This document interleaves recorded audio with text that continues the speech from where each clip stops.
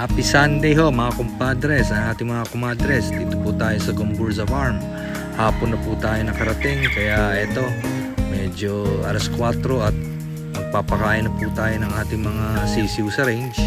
Ikot-ikot muna tayo sa range. Ito po ang ating range area. Papunta na po tayo doon, iniikot po natin. Ayan po.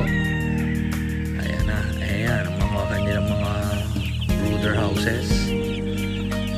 Tapos ito po yung mga ating mga late born.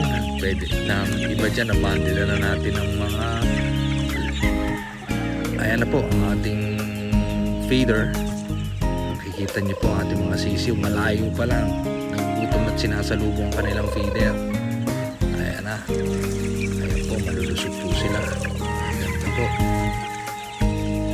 Ayan, kakain na sila ang ating mga chikiting warriors. Ayan, ayan po. Ito po ang ating late born na brooder house 1. Ito po, ayan po sila. Ito ay mga born ng April. So mga 2 weeks old na yan. Nilapag na natin sila.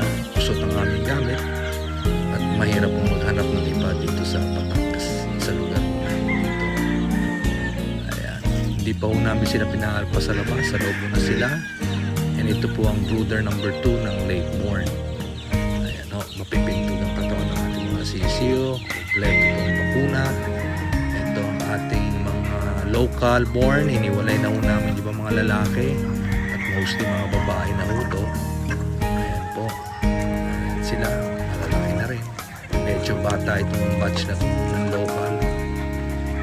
Kaya nahiwalay po sila. Hindi pa namin inaan. Ito po yung isa. May konting nationals pa dyan.